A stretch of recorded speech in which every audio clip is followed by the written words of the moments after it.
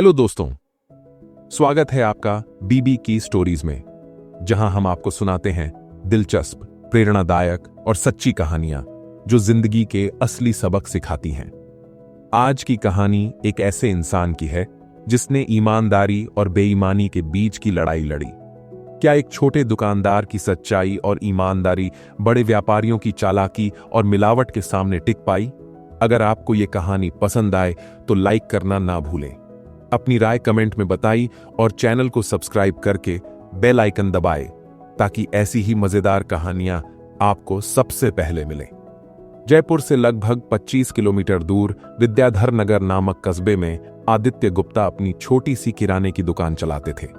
उनकी उम्र लगभग 45 साल थी। उनकी दुकान कस्बे के मुख्य बाजार में थी और इसका नाम था गुप्ता जनरल स्टोर।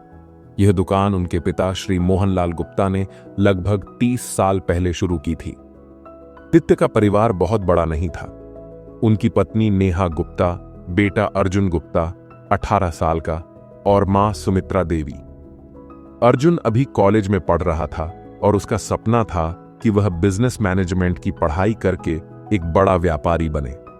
आदित्य की दुकान बड़ी नहीं थी, लेकिन उसमें हर जरूरत का सामान मिलता था। चावल, दाल, मसाले, तेल, आटा, साबुन, शैम्पू, बिस्कुट, चॉकलेट और कई अन्य घरेलू वस्तुएं।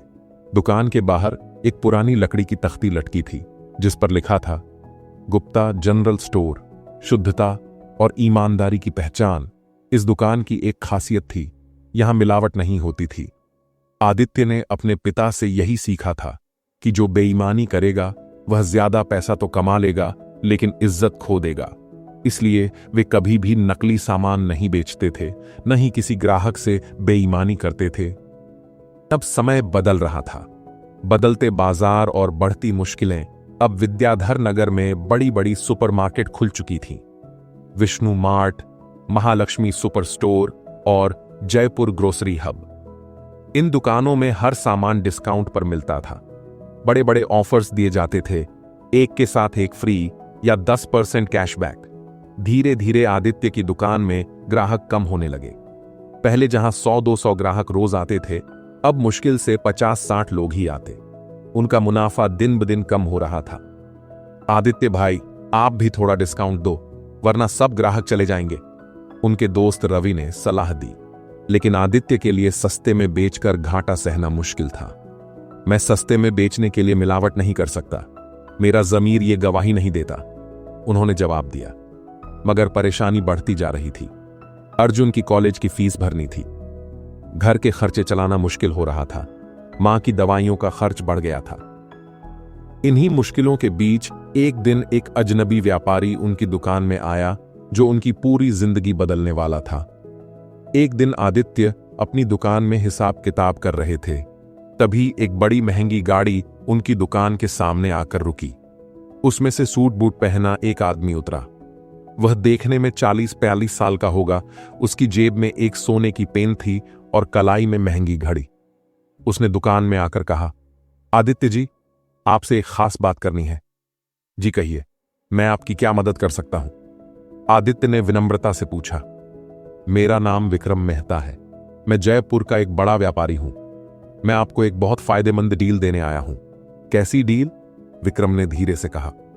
मैं आपको सस्ते में सामान दूंगा जिससे आपका मुनाफा 50% तक बढ़ जाएगा। बस हल्का सा समझौता करना होगा।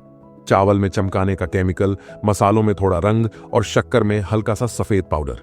कोई पकड़ नहीं पाएगा, लेकिन आपका फायदा बहुत होगा। नहीं, मैं ऐसा कभी नहीं करूंगा, आदित्य ने तुरंत इनकार कर दिया। विक्रम मुस्कुराया। सोच लो आदित्य जी, वरना आपकी दुकान ज्यादा दिन नहीं टिक पाएगी। मैं कल फिर आऊंगा। विक्रम चला गया, लेकिन आदित्य के मन में तूफान उठा गया। रात को जब आदित्य घर पहुंचे तो उनकी पत्नी नेहा ने चिंता से पूछा, आज दुकान में बिक्री कैसी रही? बहुत कम, ग्राहक अब महंगे सुपरमार्केट्स की तरफ जा रहे हैं, नेहा बोली। तो फिर तुम भी कीमतें कम कर दो या कुछ नया तरीका अपनाओ। आदित्य ने सारी बात बताई कि विक्रम ने उन्हें मिलावटी सामान बेचने का प्रस्ताव दिया है। अगर हम भी थोड़ा बहुत एडजस्ट कर लें तो क्या बुरा है, नेहा ने धीरे से कहा। बेटे अर्जुन ने भी कहा, पापा, अगर मार्केट में टिके रहना है तो चालाक बनना पड़ेगा। आजकल बिजनेस में नैतिकता नहीं चलती। आदित्य सोच में पड़ गए। क्या वह सच में पुराने जमाने की सोच रख रहे थे? क्या वह अपनी ईमानदारी की वजह से पीछे रह गए थे? अगले दिन सुबह 70 साल के एक बुजुर्ग ग्राहक रवि प्रकाश शर्मा उनकी दुकान पर आए। बेटा, मैं तुम्हारे पिताजी के समय से यहां से सामान ले रहा हूं। मुझे पता है कि यहां मिलावट नहीं होती, इसलिए मैं सिर्फ तुम पर भरोसा करता हूं। आदित्य का दिल कांप गया। क्या वह अपने पिता की दी हुई ईमानदारी की विरासत को बेचने जा रहे थे? तभी दुकान के बाहर विक्रम की कार फिर आकर रुकी। दोपहर के 12 बजे विक्रम मेहता फिर से गुप्ता जनरल स्टोर पहुंचा। इस बार वह अकेला नहीं था, उसके साथ एक आदमी और था, राजेश अरोड़ा, जो शहर के एक बड़े ग्रोसरी सप्लायर थे। तो आदित्य जी, सोचा आपने? देखिए, ये राजेश जी आपको बाजार से भी सस्ता माल देंगे। आपको दाम भी कम रखने की जरूरत नहीं होगी और फायदा भी दोगुना होगा। आदित्य ने ठंडी सांस ली और कहा, मैं मिलावट नहीं कर सकता, ये मेरे सिद्धांतों के खिलाफ है। विक्रम मुस्कुराया। सिद्धांतों से दुकानें नहीं चलती दोस्त। अगर दुनिया के साथ चलना है तो थोड़ा लचीला बनना होगा। आदित्य चुप रहे। विक्रम ने एक चेकबुक निकाली और एक चेक भरकर उनकी तरफ बढ़ा दिया। 5 लाख रुपए एडवांस, बस हां कर दो। आदित्य का दिल तेजी से धड़कने लगा। उनके पास बेटे की कॉलेज की फीस देने के पैसे नहीं थे, घर का खर्च मुश्किल से चल रहा था और दुकान में बिक्री दिन ब दिन कम होती जा रही थी। ये पैसे उनकी सारी परेशानियां दूर कर सकते थे। लेकिन फिर उनकी नजर दुकान के बाहर खड़े बुजुर्ग ग्राहक रवि प्रकाश शर्मा पर पड़ी, जो हमेशा उनसे शुद्ध सामान खरीदते थे।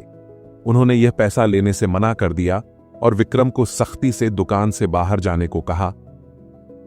विक्रम गुस्से में बोला, आज इनकार कर रहे हो, लेकिन बहुत जल्द खुद मेरे पास आओगे। विक्रम के जाने के बाद आदित्य ने राहत की सांस ली, लेकिन मुश्किलें बढ़ती जा रही थीं। अगले 2 हफ्तों में उनकी दुकान पर ग्राहक और कम हो गए। बैंक अकाउंट में सिर्फ 800 रुपए बचे थे। अर्जुन की कॉलेज फीस अगले हफ्ते भरनी थी, 5000 रुपए। नेहा ने फिर समझाने की कोशिश की, आदित्य, हम कब तक इस आदर्शवाद पर जिएंगे? क्या हम अपने बेटे का भविष्य दांव पर लगा सकते हैं? आदित्य चुप थे। क्या उनकी ईमानदारी उनकी कमजोरी बन गई थी? उन्हें अब कुछ बड़ा सोचना था। रात के 2 बजे आदित्य अपनी दुकान में बैठे थे। उनके हाथ में पिता के लिखे कुछ पुराने नोट्स थे, जिनमें उन्होंने लिखा था, अगर ईमानदारी से व्यापार नहीं चल रहा तो तरीका बदलो, लेकिन ईमानदारी मत छोड़ो। तभी उन्हें एक नया आइडिया आया। अगर मैं मिलावटी सामान नहीं बेच सकता तो क्यों ना अपने ग्राहकों को शुद्धता की ताकत समझाऊं। अगली सुबह उन्होंने एक बड़ा बोर्ड लगाया, गुप्ता जनरल स्टोर, बिना मिलावट का भरोसा। उन्होंने अपने ग्राहकों को मुफ्त में एक छोटा सा टेस्ट कराया। नकली चावल और असली चावल का फर्क, असली मसालों और रंग मिले मसालों का अंतर, शुद्ध और मिलावटी तेल की पहचान। आपको पता है, आपकी सेहत के साथ ये मिलावट कितनी खतरनाक हो सकती है। वे हर ग्राहक को समझाने लगे। धीरे धीरे लोग समझने लगे कि गुप्ता जनरल स्टोर ही असली भरोसे का नाम है। लेकिन मुश्किलें अभी खत्म नहीं हुई थीं। विक्रम मेहता आदित्य की बढ़ती लोकप्रियता से नाराज था। उसने उनके खिलाफ एक साजिश रची। उसने झूठी अफवाह फैला दी कि आदित्य खुद नकली सामान बेच रहे हैं। नगर पालिका से कुछ अधिकारी भेजकर दुकान की जांच करवाई।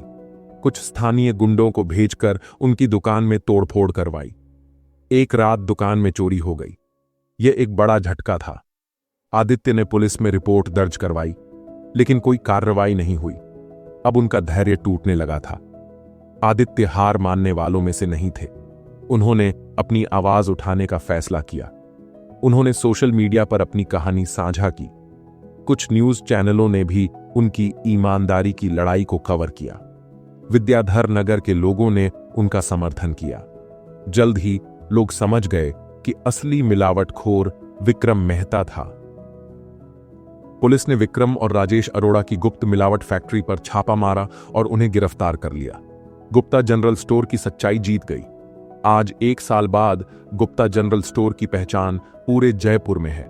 लोग अब खुद यहां आकर शुद्धता की गारंटी लेते हैं। सरकार ने आदित्य को ईमानदार व्यापारी सम्मान से नवाजा। अर्जुन को उसकी कॉलेज की पढ़ाई के लिए स्कॉलरशिप मिल गई। एक दिन बुजुर्ग ग्राहक रवि प्रकाश शर्मा ने कहा, आदित्य, तुमने साबित कर दिया कि ईमानदारी की कीमत जरूर होती है, लेकिन उसकी इनाम उससे भी बड़ा होता है। आदित्य मुस्कुराए। आज उनकी दुकान पर फिर से भीड़ थी, लेकिन अब यह भीड़ सिर्फ ग्राहकों की नहीं बल्कि भरोसे की थी। कहानी से सीख, ईमानदारी का रास्ता मुश्किल होता है, लेकिन अंत में जीत उसी की होती है। छोटे छोटे बदलाव से भी बड़ा असर डाला जा सकता है। अगर आपके ऊपर बुरा वक्त आता है तो हार मत मानो, बल्कि रास्ता बदलो, लेकिन सिद्धांत मत छोड़ो। तो दोस्तों, कैसी लगी आपको ये कहानी? हमें कमेंट में जरूर बताइए। अगर आपको ये कहानी पसंद आई हो तो लाइक करना ना भूलें।